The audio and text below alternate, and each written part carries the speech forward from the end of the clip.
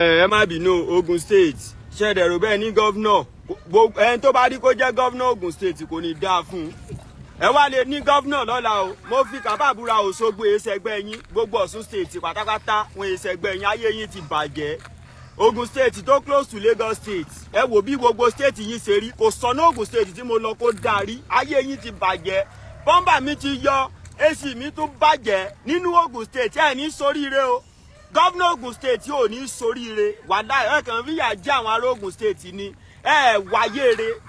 wáyére olórí burúkú nìyín ebi gbàtà ọmọ Portable yẹn tó pariwo wọn nẹ́nà tó ṣe ọ̀nà tó lọ́dọ̀ Portable bó sì dín Ogun State láyé Ogun State ò kì í ṣe róòdù olórí ibú ni wọ́n tẹ́ bá fẹ́ ṣe next election ẹ jẹ́ mẹ́ta fẹ́ lò wọ́n ní. ṣe rí àwa bloggers ẹ jẹ́ ká máa wà very very careful tabalẹ̀ tí ń sọ̀rọ̀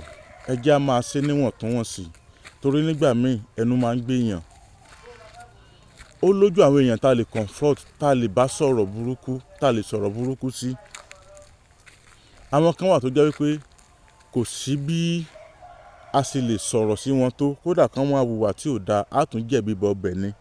torí ipò àti ààyè tọ́lọ́run fi wọ́n sí ni so ẹni tá a bá ti pè ní olórí ọgbọ́n pẹ̀lẹ́ la fi bá wọn ṣe gbogbo tá a bá wọn sọ la fi bá wọn sọ àwọn kan náà ti ń sọ bọ̀ tí wọn ò gbọ́ tó bá yẹ pé gbogbo àwọn oníwàásù ayé àwọn oníwàásù ayé àti kìrìsìtẹ́nì àti mùsùlùmí tí wọ́n ti wàásù fún wa ńlá ṣe ń múlò ní ayé ò bá ti dájú báyìí lọ so àwa bloggers kọ́ láwa ní káyé ó dáa àwa kọ́ láàní pé dandan ayé gbọ́dọ̀ dáa dandan ọ̀rọ̀ tí baba Alado sọ sí gómìnà ìpínlẹ̀ Ògùn ó ti pọ̀ jù ó ti pọ̀ jù ìwọ̀ntúnwọ̀nsì ló yẹ kéèyàn ó ṣe tí bọ́mbà bá bàjẹ́ tí èsì mọ́tò bàjẹ́ mo wà ń pínlẹ̀ Ogun State báyìí mo wà nílùú Ògùn báyìí o nǹkan báyìí máa ṣẹlẹ̀ ọ̀nà wọn ò mà dáa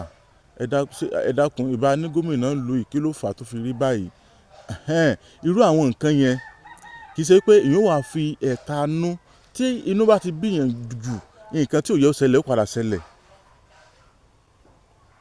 inú bí mi ò fi iṣẹ́ mi rán ẹ̀dọ̀ funfun wọn ò bẹ́ ọ lọ́wọ́ ẹ̀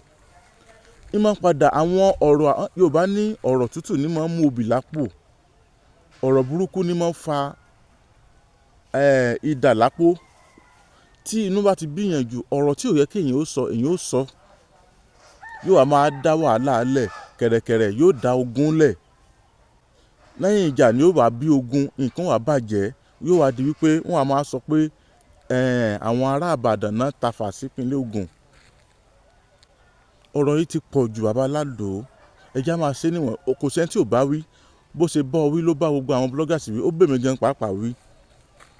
torí pé bí Yorùbá ní bá lọ àbọ̀ máa padà bọ̀ bí gómìnà ìpínlẹ̀ Ògùn bá bẹ̀rẹ̀ sí ní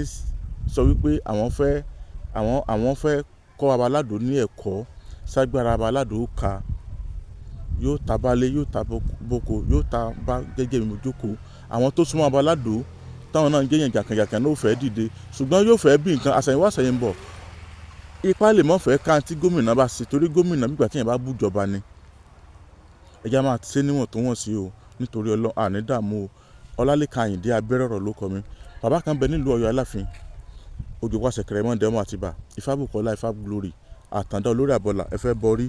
ẹ̀fẹ́ bọfá iṣẹ́ yóò lọ déédéé ni àìta ọjà ni ọ̀pọ̀lọpọ̀ ló ti sáré ṣùgbọ́n ọwọ́ àwọn tá ń kó sí wọ́n kàn ń gbá wọn ni bàbá Bùkọ́lá yìí Ifábùkọ́lá Ifáglory Ọlọ́run dá wọn dá pọ̀ wọ́n sì ṣiṣẹ́ fún yín kódà kẹwàá Nàìjíríà kẹwàá lókè òkun iṣẹ́ ó sì dọ́dọ̀ yín láìsí wàhálà nú ẹ ṣeun o. àṣeyẹ lálákọ̀ máa ń ṣe pọ̀ ire ẹ bá ṣàṣe lágbára Ọlọ́run bá o lágbára Ọlọ́run bá Ifábùkọ́lá Ifá mi ìgbẹ̀yìn bàbá mi kẹpẹ́. bẹ́ẹ̀ ni o Elédùmarè fi àṣẹ wí bẹ́ẹ̀ jẹ́ bẹ́ẹ̀ ṣe wí àtẹ̀gbò ṣùgbọ́n ó ní àwọn ẹ̀dá kan tẹ́lẹ̀dùn àfihàn wípé kí wọ́n máa fi tú kí wọ́n sì máa fi ṣiṣẹ́ ìwòsàn. àdúpẹ́ o Elédùmarè ó ṣeun ẹja tó ń da ibú làmú òjò apẹ́ lọ. babaláwo Ifábùkọ́lá Ifáglory àtàndá olórí àbọ̀là ní Èdùmarè ń lò lọ́wọ́lọ́wọ́ láti kojú gbogbo àìsàn àti ìdí ayé gbogbo tó ń da ọmọ ènìyàn láàmú. àbá ẹ bá mi kálọ o sádọ̀rọ̀ àtàndá olórí àbọ̀là bẹ́ẹ̀ sọ̀rọ̀ débẹ̀ dandan yóò dẹ̀rọ̀ gbogbo ayé ló lọ síbẹ̀ o. irú ìṣòro àìsàn wo ni tiẹ̀? àìní iṣẹ́ gidi lọ́wọ́, ìpọ́njú, ìkórira, promise and fail, ìjákulẹ̀ lẹ́nu iṣẹ́, kí èèyàn ṣiṣẹ́ kó má lákọjọ. ogun ni àìrọ́mọbí, àìrọ́kọ tàbí aya rere fẹ́, oyún ìjó tàbí oúnjẹ ojú oorun. báwo ra rẹ̀ ràn fífi ojú kó jàǹkárí wọ̀? ìdènà ni ẹnìkan kò lágbára o àyàfi ọba Ìdùmarè tó ní káwọn ẹ̀dá kan máa fi ewé àtẹ̀gùn ṣe wòsàn tó sì rí bẹ́ẹ̀ ṣe bẹ́ẹ̀. ọ̀gọ̀ọ̀rọ̀ àwọn èèyàn ni wọ́n ti dá láyọ̀. babaláwo Ifá Bùkọ́lá Ifá Glory àtàdá olórí àbọ̀là ẹ̀ ṣe o. Ẹlẹ́dùmarè tó ń tú àṣírí gbogbo ogun fún yín ò ní padà. ẹ̀yin náà kàn sí wọn o. gbogbo ẹni tí ayé rò pé kò lè rí ọ̀nà àṣeyọrí mọ́. bóyá ẹ̀yin sì fẹ́ bọ́rí tàbí ẹ fẹ́ bá Ifá ní gbólóhùn. ẹ tún lè ta Ifá lọ́dọ̀ wọn. ẹ kàn sí wọn nílùú Ọ̀yọ́ Aláàfin. bus stop tẹ́ ẹ bá ti dé kí ẹ sọ fún ọlọ́kadà wípé ọ̀dọ̀ bàbá Ifá Bùkọ́lá Ifá Glory àtàdá olórí àbọ̀là lẹ́ ń lọ. wọ́n wà ní ìlú Péjú 1 Sábò Ọ̀yọ́ Aláàfin. telephone 0803-834-8630 tàbí 0705-288-8104. ọ̀kàràkàn yìí ná Ifá gbáyé lọ ìrí òkè gbogbo wa.